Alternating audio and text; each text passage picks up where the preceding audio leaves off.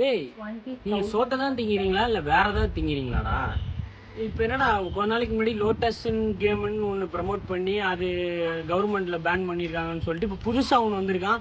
அவன் பின்னாடி போயிட்டு எல்லாரும் அவனை ப்ரமோட் பண்ணிருக்கீங்க. அந்த காசை வச்சு நான் நகை வாங்கிட்டேங்க, நான் கார் வாங்கிட்டேன்.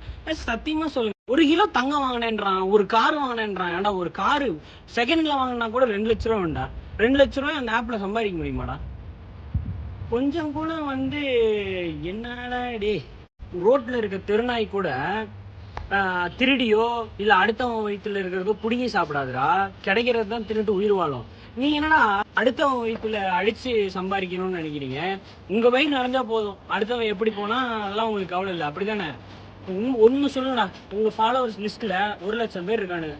ரொம்பலாம் வேணாம், 100 பேர் வேணாம், ஒரு 10 பேர் அந்த கேம் இன்ஸ்டால் பண்றான். அந்த 10 பேரும் 1000 ரூபா கட்டுறான். 10 பேர் ஏமாந்தாலும் 10,000 ரூபா போச்சுடா.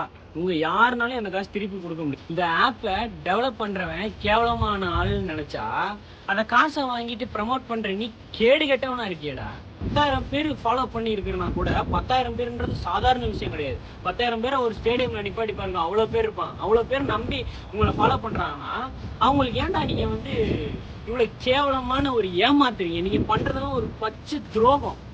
அடுத்தவன் எப்படி வேணா போட்டோம், நம்ம சம்பாதிக்கணும். உனக்கு கொடுக்குற அந்த 50,000 காசுக்காக நீ என்ன வேணாலும் பண்ண. உங்களை யாரும் ப்ரமோட் பண்ண வேணாம்னு சொல்லலடா, ப்ரமோஷன் பண்ணுங்க. அதுதான் நீங்க சம்பாதிக்கிறீங்க.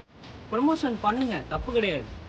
உன்னால நம்பிக்கை கொடுக்க முடியும். ஒரு ப்ராடக்ட் ப்ரமோஷன் பண்ணு, இல்ல நீ ஒரு விஷயத்த உண்மையா ப்ரமோஷன் பண்ணு. தூக்கிட்டு வந்தா ராஜா கேமு, மந்திரி கேமு, இன்னும் கொஞ்ச நாள் கழிச்சு அது ஃபேக் ஆப்பு, அது கவர்மெண்ட்ல பேன் பண்ணிடுவாங்க. ஏன்னா இப்பதான் ரிலீஸ் ஆயிருக்கு. நீங்க ஃபுல்லா ப்ரமோட் பண்றீங்க, அடிக்கிற வரைக்கும் அடிச்சு சுருட்டிட்டு அவன் கிளம்பிடுவான். இன்னும் கொஞ்ச நாள் கழிச்சு கிளம்புனதுக்கு அப்புறம் அவனை பேன் பண்ணிடுவாங்க. பேன் பண்ணதுக்கு அப்புறம் நீங்க வீடியோஸ் எல்லாம் டெலிட் பண்ணிடுவீங்க. ஆனா உங்களால ஏமாந்தவனே தான். ஒரு 4 நல்ல வீடியோ போடுவீங்க, இதுக்கப்புறம் உதவி பண்ற மாதிரி ஒரு நல்ல வீடியோ போட்டு காம்ப்ரமைஸ் பண்ணிடுவீங்க மக்களை.